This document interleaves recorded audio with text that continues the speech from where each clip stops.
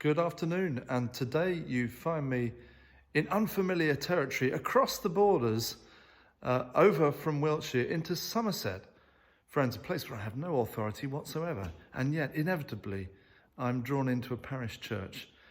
Here, the parish of St Philip and St James in the village of Norton, St Philip, somewhere I've passed through many times on my way to Frome or Glastonbury and wanted to discover further. Partly because it's beautiful, but also because on the way in, on the sign, welcome sign, it says site of the Pitchfork Rebellion 1685, which sounds absolutely fascinating and exciting. And I learn on further investigation that the Pitchfork Rebellion was another name for what was sometimes called the Monmouth Rebellion or the West Country Rebellion, and was an uprising against the Catholic King of England, James II, a Protestant uprising against him. And one of the worst skirmishes of that uprising took place here in Norton St Philip all those years ago. There's a lane known as Bloody Lane round the corner where the fighting was so intense, apparently, as you have probably guessed, that the blood ran down the gutters, down the lane, down the hill.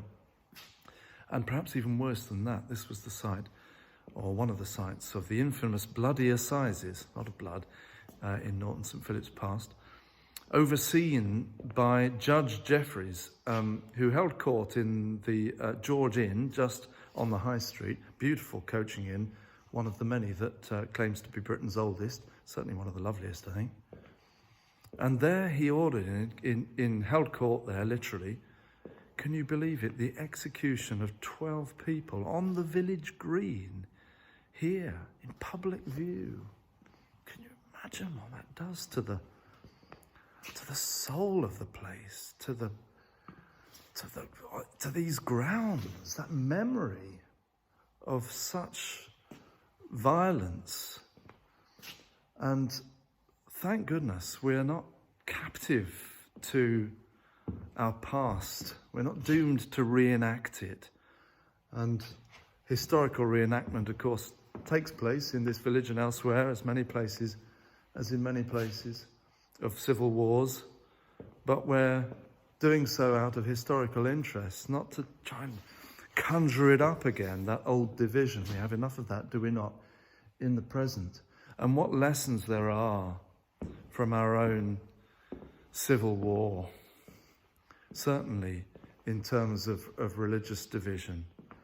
This was a division of Christians, Catholic and Protestant, in a picturesque bit of Somerset. And thankfully, we hold to a truth that the shedding of blood is not, in Christ anyway, a sign of our violent end. It's a sign of our peaceful end. It's in him. It becomes the symbol of a future and a hope every time we share communion and the blood of Christ. There is this amazing turning on its head of an appalling violent act becomes a sign of hope, because there we announce redemption from all of that. We have, of course, as churches, been guilty of doing just the opposite in many ways over the years. But at our heart, we proclaim something radically different from that. Now, in this building, there's a great deal of interest. I want just to show you this very sensitive modernisation in the north aisle. I've been talking a lot about church buildings recently, going into a few. And I love the way that glass is used now to put modern facilities in heritage buildings.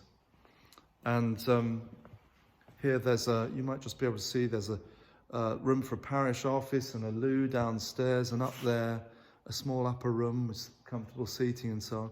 It's great. It doesn't interfere with the historic character of the building, but it just allows it to be used for a bit more flexibly. And over here I wanted to show you, this is fantastic, and I heard about these but never actually seen one in a church. So obviously there's a virtual collection plate by the door, alongside the old-fashioned wall safe. Look, you've got a tap and donate. It's called a collect-in, and you can just give, it says £3, £5 or £10 donations. And I just tried it out with my card, and it took about 15 seconds to make a donation. Just brilliant, so easy. And just the same time as it would have taken to take a £5 out of my wallet. What a great idea. I've taken a picture of it to recommend elsewhere. These are the kind of ways in which we can renew our church buildings to be a gift to others as well. And it's a beautiful spot.